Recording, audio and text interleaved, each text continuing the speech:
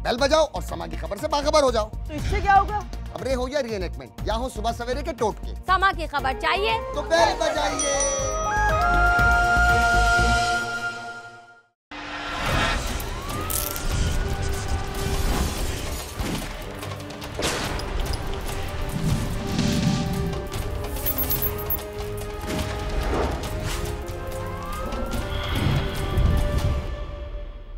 औलाद की परवरिश माँ बाप की इब्तिदाई जिम्मेदारियों में से एक अहम जिम्मेदारी होती है, मगर कुछ वालिदैन अपने बच्चों को अच्छे खाने पीने और बेहतरीन कपड़ों के साथ महंगी रिहाइश फराहम करके ये समझते हैं कि उन्होंने अपना हक अदा कर दिया।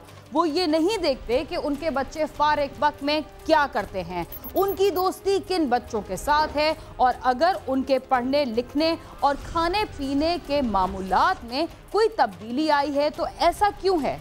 याद रहे कि बच्चों की परवरिश में मुआशरे के वो आदाब भी शामिल हैं जो बच्चों को अच्छा शहरी बनाने में मददगार साबित होते हैं।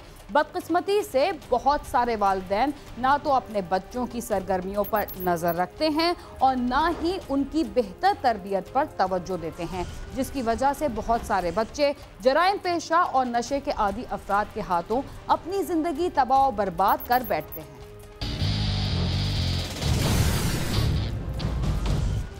माँ का रिश्ता तमाम रिश्तों से अजीम और मोहब्बत करने वाला रिश्ता है, इसलिए कि वो अपनी औलाद की हर दुख इंतहाई सब्र और खुशी से बर्दाश्त करते हुए उनकी परवरिश करती है। मगर बाज़ दफ़ा औलाद इस अजीम रिश्ते की कुर्बानियों को मामूली से लालच में आकर फरामोश कर देती है। लाहौर में भी नशे के आदी एक 15 साला लड़के ने अपनी मां को तशद्दुद का निशाना बनाकर मौत के घाट उतार दिया। देखते हैं इस जुल्म की क्या वजूहात थी।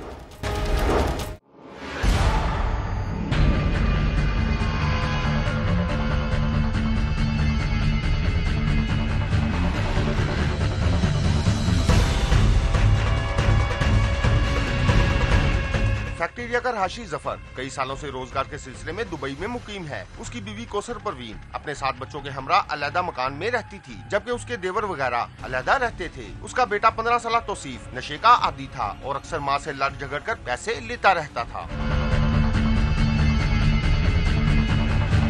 एक रात सब घर वाले सो रहे थे कि तौसीफ अपने खालाजाद शहजाद और चचा अजहर के हमरा घर आया। तीनों कौसर परवीन के कमरे में चले गए, जहां से कुछ देर बाद उनके झगड़ने की आवाजें आईं। कौसर परवीन की बेटी तैयबा और बेटा मौजम बेदार हो गए और उन्होंने जाकर दरवाजे पर दस्तक दी, जिस पर तौसीफ ने दरवाजा खोला और गुस्से से उन्हें डांट कर सोने के लिए कहा और फिर दरवाजा बंद कर दिया।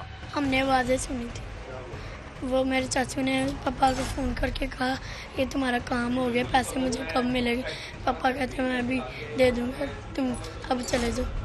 तब उन्होंने हमें कमरे में बंद कर दिया। हम बार बार दरवाज़ा खोल रहे थे तो मेरा भाई कहता चलो चलो अंदर चले जाओ, सो जाओ, सुबह स्कूल जाना, तो इसलिए हम सो गए। फिर तौसीफ और उसकी वालदा के दरमियान क्यों झगड़ा हुआ और इसका नतीजा क्या निकला, आइए जानते हैं। सुबह तैयबा वगैरह ने देखा कि तौसीफ शहजाद और अजहर वहाँ से जा चुके थे, जबकि कौसर परवीन बेड पर मुर्दा पड़ी थी, जिस पर बच्चों ने शोर मचा दिया। और मैं उससे बड़ा हूँ सर, मेरी 19 साल उम्र है सर। वो भी मम्मा को मारने के साथ था और मेरा चाचू था एक, अजहर उसका नाम है, और एक मेरे खाला का बेटा शहजाद उसका नाम है सर। पापा ने पैसे दे के बाइट से उनको मरवाया मम्मा को।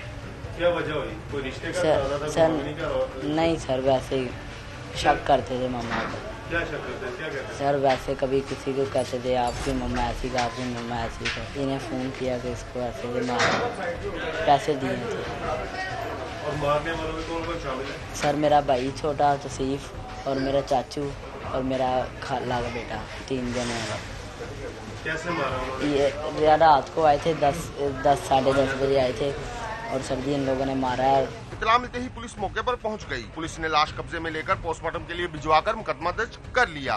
जो है वो बता रहा है कि रात को मेरा बड़ा छोटा भाई और भांजा, मुक्तुल्ला का भांजा और देवर, वो रात को आए इधर, उसके साथ बैठे रहे हैं। वो पिछले कमरे में सो गए हैं। सुबह उठे हैं तो देखा वो डड बड़ी इधर पड़ी, गले में निशान है नील पड़े हुए, हाँ दुपट्टे के। अभी तफ्तीश जारी है सर, देख रहे हैं, एविडेंस कलेक्ट कर रहे हैं। तैयबा का कहना है कि उसकी वालदा को उसके वालिद जफर ने कत्ल करवाया है, क्योंकि उसे कौसर परवीन के किरदार पर शुबा था और उनके वालिद ने तौसीफ वगैरह को 50,000 रुपए भेजे ताकि वो कौसर को कत्ल कर दें। मेरे चाचू ने, मेरे मम्मा के देवर ने, वो मेरे चाचू है ना, जो चाचू अजहर, उसने, मेरी मम्मा के भांजे ने और मेरे भाई ने, वो वैसे ही मारा है। मेरे मम्मा पे शक करते इसलिए मेरे पापा ने उनको 50,000 रुपये भेजा था कि ये आप लोग बांट लेना और मेरी बीवी को मार दो, तीनों को। और क्या था कि इसको मार दो, आपको पैसे मिल जाएंगे। मेरे भाई और चाचू को मारा, भाग गया। तो कुछ लड़ाई झगड़ा कोई 1-2 दिन पहले हुआ था घर में? पहले मेरे पापा ने मराया था मेरे मामा। पुलिस हुकाम का क्या कहना है? ये कत्ल रकम के तनाजे पर हुआ या मामला कुछ और था? आइए जानते हैं। फोरेंसिक टीम ने मौके से तमाम शवाहिद इकट्ठे कर लिए। पुलिस ने तफ्तीश शुरू कर दी है। पुलिस का कहना है कि तौसीफ पहले भी मां से पैसों के लिए झगड़ता था। तफ्तीश में असल हकाइक सामने आ जाएंगे कि कत्ल की वजह क्या थी। मुलजमान की गिरफ्तारी के लिए टीमें बना दी गई हैं। इसकी उम्र तकरीबन 40 साल है। इसका जो खामिद है वो दुबई में होता है, जफर उसका नाम है। इसके बेटे तौसीफ और इसके भांजे शहजाद और जो इसका देवर है उसने इसको कत्ल किया, तो गला दबा के कत्ल किया। कोई घरेलू तनाज़ा बताते हैं, कोई बड़ा जो इसका बेटा था तौसीफ, वो नशा वगैरह भी करता था, पैसों का कोई लेन देन का चक्कर था। यह इसका नहीं, शादी का कोई तनाज़ा नहीं है, इससे बड़ा भी उसका बेटा है। मकतूला के बच्चों ने मुतालबा किया है कि मुलजमान को जल्द अज जल्द गिरफ्तार करके कैफे करदार तक पहुंचाया जाए और इस मामले में उनके वालिद को भी शामिल तफ्तीश किया जाए। कैमरामैन साद नवीद के साथ आमिर शहजाद, समा, लाहौर।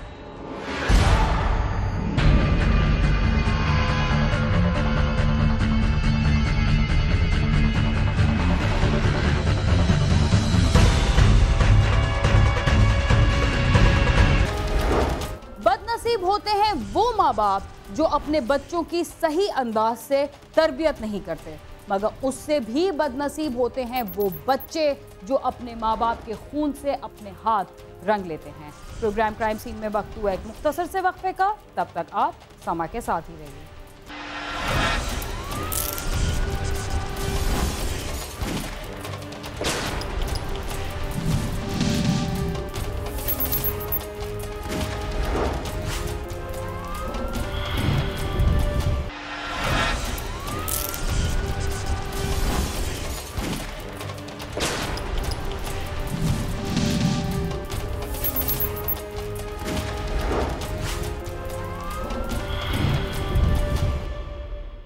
प्रोग्राम क्राइम सीन में एक बार फिर खुशामदीद। माजी में मुल्क के दूसरे बड़े शहरों की तरह कराची में भी दहशतगर्दी और जराइम में मुलविस मुलजिमान ने मुख्तलिफ बैंकों और कारोबारी इदारों में डकैतियों का सिलसिला जारी रखा। ताहम अब इसमें काफ़ी हद तक कमी आ चुकी है। कराची में रवां साल के दौरान मनी चेंजर्स की वैन से करोड़ों रुपए लूट लिए गए थे। ये वारदात कैसे पेश आई, इसमें कौन कौन लोग मुलविस थे और अब तक इस सिलसिले में किसको गिरफ्तार किया गया, आइए हम आपको बताते हैं।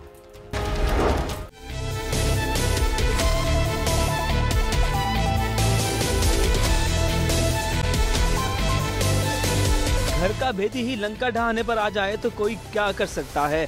ऐसा ही कुछ हुआ एक मनी चेंज कंपनी के साथ कराची में, जब उसका अपना ही गार्ड अपने साथियों के साथ उनके करोड़ों रुपए लूट कर फरार हो गया। पुलिस ने इस कंपनी के गम का कुछ हद तक मुदावा इस तरह से किया कि उसने इस वारदात के मरकजी मुलजिम को चंद रोज बाद गिरफ्तार कर लिया और कुछ रकम भी बरामद कर ली, लेकिन बाकी मुलजिमान का आज तक पता नहीं चल सका। पुलिस के मुताबिक माह अप्रैल के तीसरे हफ्ते में कराची के इलाके बोर्ड बेसन क्लिफ्टन से मनी चेंजर कंपनी की गाड़ी को लूट लिया गया था।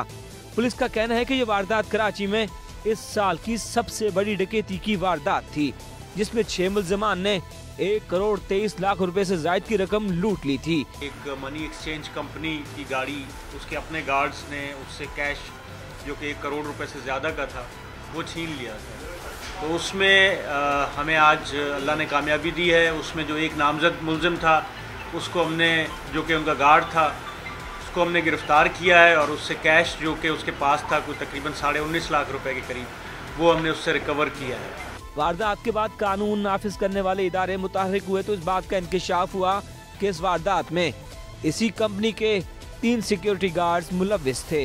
वारदात के 2 हफ्तों बाद बोर्ड बेसिन पुलिस को इस केस में इकलौती कामयाबी उस वक्त मिली जब उसने खुफिया इत्तला पर केमाड़ी के इलाके में कार्रवाई करते हुए वैन लूटने वाले मरकजी मुलजिम सनाउल्लाह को गिरफ्तार कर लिया और उसके कब्जे से पुलिस ने 19.5 लाख रुपए की रकम भी बरामद कर ली। SSP साउथ साकिब इस्माइल के मुताबिक मनी चेंजर कंपनी की गाड़ी को लूटने का वाकया सिक्योरिटी कंपनी की लापरवाही के बाइस पेश आया, क्योंकि कंपनी ने मुलजिम को जांच पड़ताल किए बगैर ही नौकरी पर रख लिया था। ये वाकया उस मनी एक्सचेंज कंपनी के अपने गार्ड्स ने किया था। ये इस तरह का कोई पहला वाकया नहीं है जिसमें सिक्योरिटी गार्ड्स ने बैंक्स में या जिधर उनकी अपनी ड्यूटी हो वहाँ पे इस तरह का वाकया ना किया हो।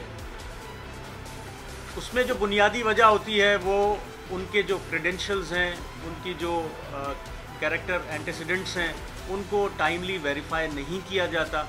तो इस वजह से गलत लोग जो हैं वो भर्ती हो जाते हैं सिक्योरिटी गार्ड्स के उसमें गार्ड में, और फिर बाद में वो वारदात कर जाते हैं। इब्तिदाई मालूमात के बाद पुलिस ने क्या कार्रवाई की और उसे किस हद तक कामयाबी हुई, आइए जानते हैं।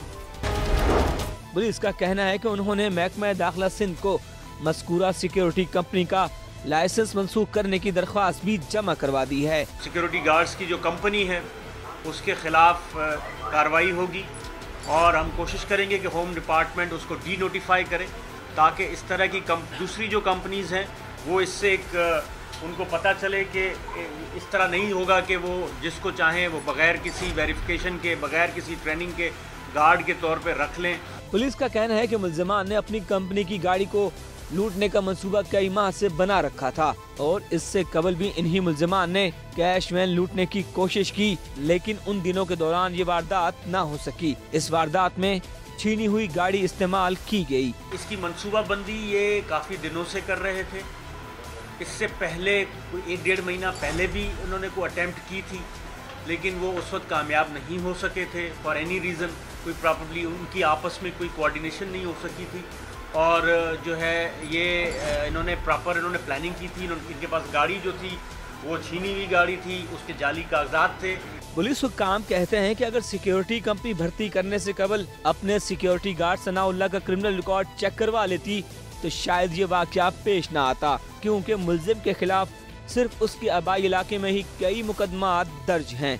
इस वारदात में मुलव्विस दीगर मुलजिमान का ना अभी तक कोई सुराग मिल सका है और न ही 1 करोड़ रुपए से जायद की रकम बरामद करवाई जा सकी है। ताहम पुलिस का दावा है कि दीगर मुल्जिमान की गिरफ्तारी के लिए छापे मारे जा रहे हैं। कैमरामैन इमरान शाहिद के साथ सालिक शाह, समा, कराची। नौजवानों की सोहबत ही उनकी आने वाली जिंदगी पर असरअंदाज होती है। उन्हें जिस मिजाज के दोस्त मिलते हैं वो अपनी जिंदगी को उसी मिजाज में ढाल लेते हैं। इस्लामाबाद के इलाके कोराल में भी 2 नौअमर लड़के एक दूसरे के साथ मिलकर जराइम की छोटी छोटी वारदातों में मुलव्विस हो गए, लेकिन उन्हें और उनके वालिदैन को इस बात की खबर ना थी कि इसका अंजाम क्या होगा।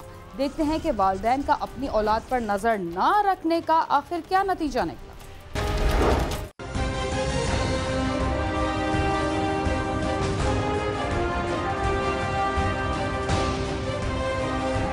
अली रजा और जुहेब एक ही इलाके के रिहायशी हैं। इनका ताल्लुक अच्छी शोहरत के खानदानों से है। अली की वालदा स्कूल में टीचर हैं और अपने शोहर की मौत के बाद अली रजा की परवरिश कर रही थी। इसका भाई एटॉमिक एनर्जी में वालिद साहब फौत हो गए 12-13 साल से। अली लड़का है जिससे मोटरसाइकिल हमने 5 बरामद किए। वालिद साहब इसके तकरीबन 7-8 साल से फौत हो गए। वालदा इसकी फौजी सुल्ताना फाउंडेशन में टीचर है और एक भाई बैरून मुल्क है इसका।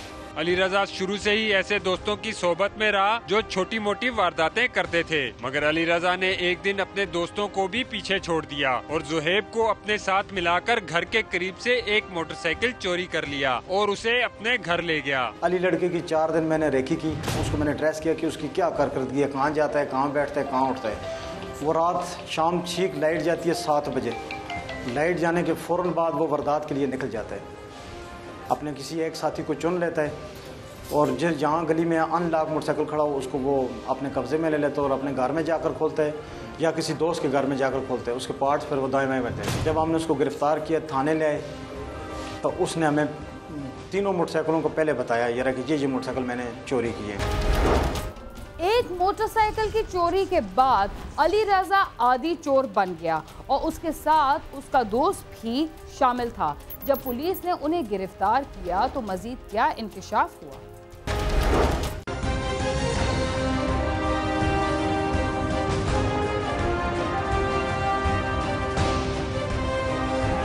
मुल्ज़िमान ने पहली चोरी के बाद मुख्तलिफ जगहों से मोटरसाइकिल चोरी करने शुरू कर दिए। अली रजा चोरी शुदा मोटरसाइकिल के पुर्जे अलग अलग करके मुख्तलिफ जगहों पर बेच देता था। रिसर्च करते हैं, रिसर्च करने के बाद देखते हैं कि मोटरसाइकिल अनलॉक खड़ा है। उस मोटरसाइकिल को वहाँ से वो ले जाते हैं, चलाते नहीं हैं, उसको ले जाते हैं आगे जाकर उसको ड्रैग करके फिर स्टार्ट करके उसके जितने भी पार्ट्स होते हैं मुख्तलिफ जगहों पर बेच देते हैं, या कुबाड़ियों पर बेच देते हैं या दुकानों पर बेच देते हैं। पुलिस ने गिरफ्तारी के बाद मुल्ज़िमान के घरों से 5 मोटरसाइकिल और मुख्तलिफ मोटरसाइकिलों के पुर्जे बरामद किए हैं जो मुख्तलिफ जगहों से चोरी किए गए थे। 5 मोटरसाइकिल इनसे बरामद किए। तो मजीद अली के लिए मैंने अदालत से रुजू किया था। जितने भी इन्होंने मोटरसाइकिल चोरी किया उनको टेम्पर्ड किया है इन्होंने, इंजन और चेसिस को इन्होंने बिल्कुल रगड़ दिया था। उसके पार्ट सर तमाम खोल देते हैं, जो मेन पार्ट्स होते हैं वो कुबाड़ियों को दे देते हैं, जो टैंकी टापे वगैरह होते हैं वो फरोख्त कर देते हैं, या दुकानों पे फरोख्त करते हैं या किसी आम बंदे को फरोख्त कर देते हैं। ज़ुहैब कहता है कि वो चोरी को बुरा समझता था और अली रजा को भी चोरी की वारदातों से मना करता रहता था। तीसरे मोटरसाइकिल की चोरी के बाद उसने अली रजा से दोस्ती छोड़ दी थी। इन्हें कहा यार इस तरह से हर लड़के के पास बाइक होता है, हमारे पास बाइक नहीं है, ना हमें घर वाले बाइक लेके देते हैं। मैंने कहा तो सर वो कहता है कि इस तरह मेरे घर के साथ वाली गली में एक ट्रीट बाइक खड़ा होता है, अनलॉक है। सर उसको मैंने बोला है, मैंने कहा हमने बाइक नहीं उठाना। उसने कहा सर जी कुछ भी नहीं होता। तो मैं उसकी बातों में आ गया।